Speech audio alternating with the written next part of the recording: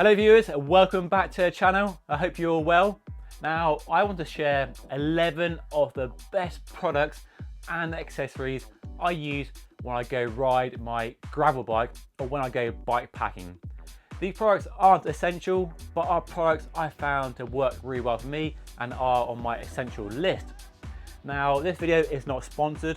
None of the brands or the products I'm about to share with you have sponsored the video, haven't told me what to say. It's all my own personal opinion based on years and years of riding and reviewing bikes. So without further ado, let's dive in.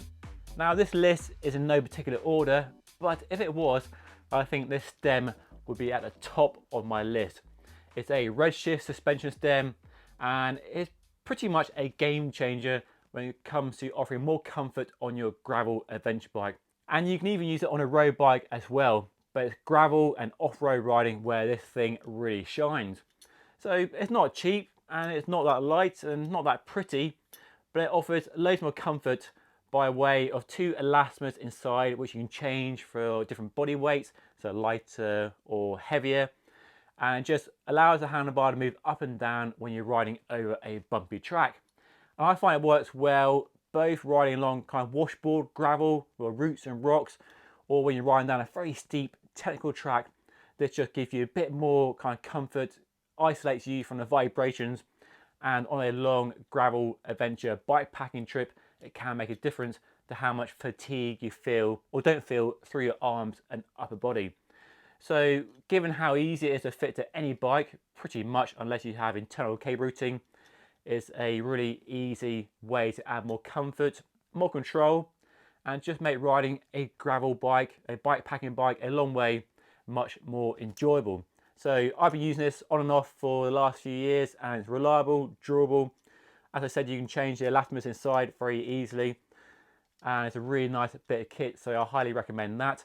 I'll put a link to their website down below. If you do click on that link, I may get a small affiliate fee, but as I mentioned earlier, not sponsored in any way, but a bit of kit I highly recommend.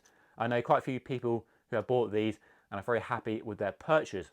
So it's top of my list for getting more out of your gravel bike. Part of the beauty of gravel bikes for me is just exploring and following your nose. But sometimes it's nice to follow a route, especially on a long distance bike packing adventure. And for following a route, you need a GPS computer. Well, you could use your smartphone if you want, but I prefer a computer like this. And this is the latest Wahoo Roam version 2 and it's my go-to computer. I like the large display. I like how clear the route is on the mapping page. So when you're following a route on road or especially off-road, I find it really easy with this. Just enough detail on the map, not too much to distract you from the path you're following. And you can zoom in, zoom out really easily. And the screen's nice and clear, works well in the rain because no touchscreen, just button to operate it. The battery life is about 17 hours, so plenty for a long distance ride. And just works extremely well. Rugged, durable, getting a route from Strava or Commute or Map My Ride via the smartphone app onto the device is very easy as well. And I just found it to be a bit of kit that has never let me down. It makes following a route when you're riding off-road extremely easy. So that's my go-to computer. I've tried everything else, Garmin, Hammerhead, but this is the one I default back to. Can't really say more on that, to be honest. Next up is a bag, and gravel adventure bikes offer loads of opportunities to fit extra bags. And bags are good because when you're riding a long way, you might want to take extra clothing, so arm warmers, gilet, a rain jacket perhaps, and extra food. And while you can get that all in your jersey pockets, it can be a tight squeeze. So my go-to setup is a small handlebar bag like this one from Alpkit. There's loads on the market, different price points and different sizes. This is a fairly typical kind of medium size bag. For the riding I do on a long distance adventure, this is perfect, really meets my requirements very nicely. And it's super easy to fit to a bike as well. Two straps over the handlebar and a small retaining strap around the head tube or the stem to stop it flapping around as well, which can be annoying.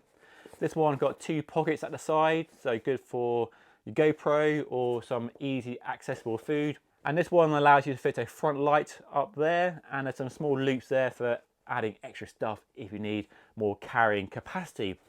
So a bag like that I find is a really useful thing to have on a gravel bike, either for a long single day adventure or even a multi-day adventure when you're riding kind of light but fast and you need a bit more space, but you don't want too much ability to carry all the stuff you kind of don't really need. So that hits a sweet spot for me. Like I said, loads in the market. This one from Alpkit is works well, nice and durable, nice color, good size, and that works really nicely. When you're riding off-road, you're more likely to encounter other trail users. So walkers, runners, hikers, dog walkers, especially here in the UK. And for that reason, I find having a small bell on the handlebar is a very useful thing indeed. They don't have to cost a lot of money, although this one from Spur Cycle is definitely at the posh end, but it is really nicely made and it looks beautiful on the bike and makes a really nice sound as well and loud enough for other trail users to hear it. And it's just a small lightweight thing to have on the bike and just lets people know you're coming. It's definitely not an essential, I know, but I really like having one on my bike, whether I'm doing a single day gravel ride on my Crux, which I have one on right now, or doing a bike packing adventure. Just really nice, good kind of trail manners to let people know you're coming rather than go blasting past them at 100 miles an hour. I mean, you can shout hello from a distance, but sometimes that tinkle of the bell is just enough to let people know you are coming. So although there are cheaper options, this one from Spur Cycle is really nicely made if you do want to kind of splash out a bit of money on a very fancy high-end bell. If you just bought a shiny new gravel bike, it's probably worth spending a bit of money on some clear protective tape. This is basically the same as putting a screen protector on your smartphone. Just protects the frame from damage. So you can put this on a down tube, which is an area where stones can get flung up from the front wheel and damage the paint. Or when I go bike packing, when you add a frame pack and seat pack to the bike, I always put this on to stop the Velcro straps on those bags from wearing through the paint. It has happened on my own personal bike in the past. So putting some tape on is a very cheap, very effective, no nonsense move to ensure your frame doesn't become very secondhand very quickly. And especially important if you are planning perhaps to sell your gravel bike in the future, then putting this on, and when you come to sell it, you can whip it off and the frame, the paint underneath looks brand new. So you get a roll of tape like this, it doesn't cost much. You can get some that's actually designed to fit the shape of your frame, especially those awkward areas around the chainstays and the seat stays, or you can get creative with a pair of scissors and go all art attack and get some of that on the frame. So I always fit this on any gravel bike I'm testing or riding. Just doesn't cost much money and looks after the paint when you're riding off-road through the mud and grit. Although we laughed when it first came out, bib shorts with cargo pockets are actually really useful when you're riding off-road, especially for a long distance adventure. You both have pockets on the side, on your hips, and also extra pockets at the back. So it really doubles up how much stuff you can carry. Extra food, spare clothing, and just having easy access to whatever you might want. And most clothing brands now offer a cargo bib short, as they become known as. Castelli, Sportful, Rafa, and so on. And if you are doing a lot of gravel riding or going bike packing, they are a good investment. Not a game changer, you can use normal bib shorts just fine. But if you are buying some new bib shorts and you are doing lots of gravel riding, I think they're definitely worth having. I do most of my gravel riding with a pair of cargo bib shorts, usually because I have a GoPro in one pocket. I like to have a bar in another pocket just so it's easy to access, and then you have more pockets behind you as well. And say you're stuffing your jersey pockets with everything you need, and having the pockets underneath your jersey at the back of the bib shorts stops stuff from bouncing out, jumping out when you're riding down a rough, bumpy track. So we laughed when they first came out, but they have become really useful for riding off-road. Unfortunately, punctures are more likely to happen when riding gravel bikes, in my experience at least. And if you are using tubeless, which I definitely recommend for riding off-road, get lower tire pressures, minimize that risk of a puncture compared to any tubes, then you need a good tubeless repair kit. And my go-to is a Dynaplug. Now these are quite expensive compared to cheaper plugs on the market, but I've used these in loads of different situations and they work so well. The beauty is the ease of use and the speed of use as well. So you basically have a plug with a pointy brass tip on it, and that just makes it much easier and much quicker to repair a tubeless puncture, especially when air is leaking out and you're up against the clock in terms of getting that plug in before you lose all the air and you have to re-inflate the tyre. The downside is these are more expensive than other tubeless kits, but in my experience, they are a price worth paying because they make life so much easier when you do get a puncture. Get a small tool like this, very compact, goes in a jersey pocket, wherever you want to carry it on the bike, and just my go-to for fixing punctures, because unfortunately punctures do happen more often off-road, and I do get my fair share of punctures when riding gravel bikes. But with Dynaplug, I know I've got a pretty good chance of fixing that puncture very quickly and hopefully successfully. Since we're talking about punctures, another go-to in my essential kit when riding gravel bikes and bikepacking adventures is a thermoplastic inner tube, a plastic inner tube like these, which most brands, well not most brands, but lots of brands are now offering. So safe weight, safe space. You can carry 2 of these for a space of 1 butyl inner tube. So a really good option to have some spare inner tubes, because even with tubeless, you need a spare inner tubes, because sometimes, and it has happened to me, you do have to resort to an inner tube, but one of these, they are at least lightweight and don't take up much space. Expensive, mind, but in the grand scheme of things, not a lot of money compared to that nice shiny gravel bike you just bought. Something else I started carrying on a gravel bike ride, and especially a bike packing adventure, is a small bottle of lube.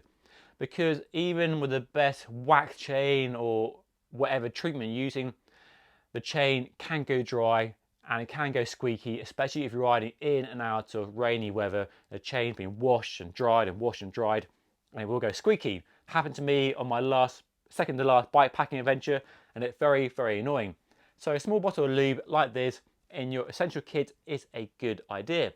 Now this one I got free in a goodie bag from a bike event. I don't know if you can actually buy them this small, but you usually get given them in goodie bags at sporties and other events. So I'm not recommending the finish line wet by any means, but it's one I have. Nice small bottle.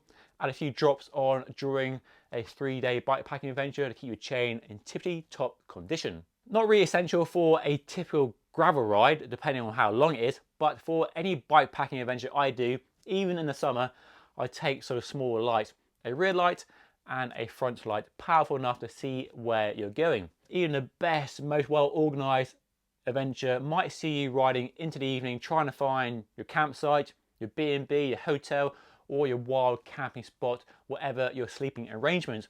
And sometimes you might have stayed too long in the pub and had too many drinks, and you're riding in the darkness. So having some small lights is a very useful thing to have in your bag.